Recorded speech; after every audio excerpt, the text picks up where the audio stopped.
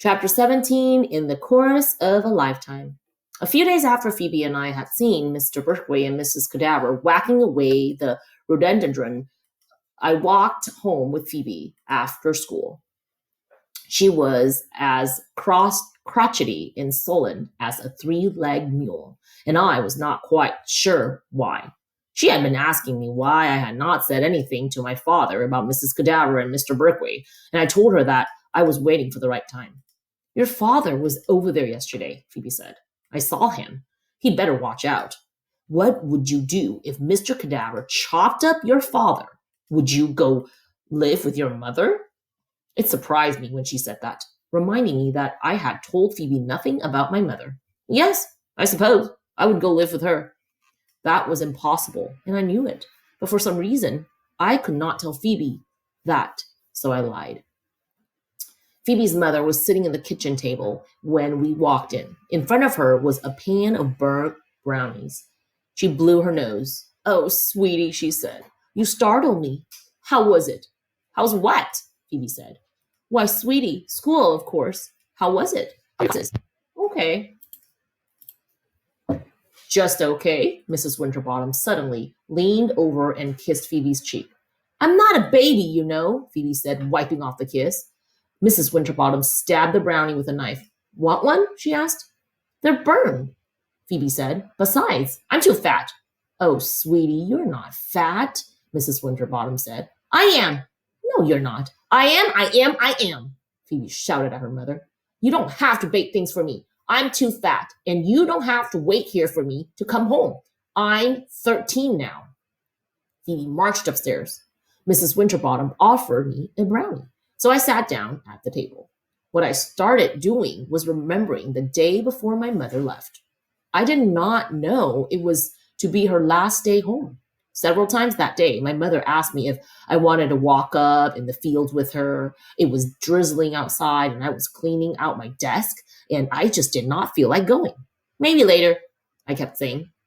When she asked me for about the 10th time, I said, no, I don't want to go. Why do you keep asking me? I don't know why I did that. I didn't mean anything by it, but that was one of the last memories she had of me, and I wished I could take it back. Phoebe's sister, Prudence, stormed into the house, slamming the door behind her. I blew it. I just know it, she wailed. Oh, sweetie, her mother said. I did, Prudence said. I did.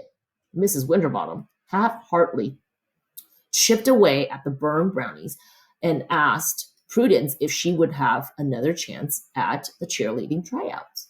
Yes, tomorrow, but I know I'm going to blow it, her mother said. Maybe I'll come along and watch. I could tell that Mrs. Winterbottom was trying to rise above some awful sadness she was feeling, but Prudence couldn't see that. Prudence had her own agenda, just as I had had my own agenda that day my mother wanted me to walk with her. I couldn't see my own mother's sadness. What? Prudence said. Come along and watch? Yes, wouldn't that be nice? No, Prudence said. No, you can't. It would be awful. I heard the front door open and shut, and Phoebe came in the kitchen, having a white envelope. Guess what was on the steps, she said. Mrs. Winterbottom took the envelope and turned it over and over before she slowly unsealed it and slipped out the message. Oh, she said, who is doing this? She held out the piece of paper.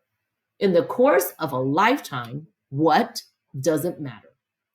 Prudence said, well, I have more important things to worry about. I can assure you, I know I'm going to blow those cheerleading tryouts. I just know it. On and on she went until Phoebe said, Cripes, Prudence, in the course of a lifetime, what does it matter?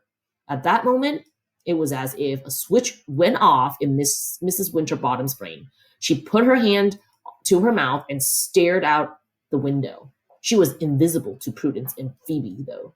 They did not notice. Phoebe said, Are these cheerleading tryouts such a big deal? Will you even remember them in 5 years? Yes, Prudence said. Yes, I most certainly will. How about 10 years? Will you remember them in 10? Yes, Prudence said. As I walked home, I thought about the message. In the course of a lifetime, what does it matter?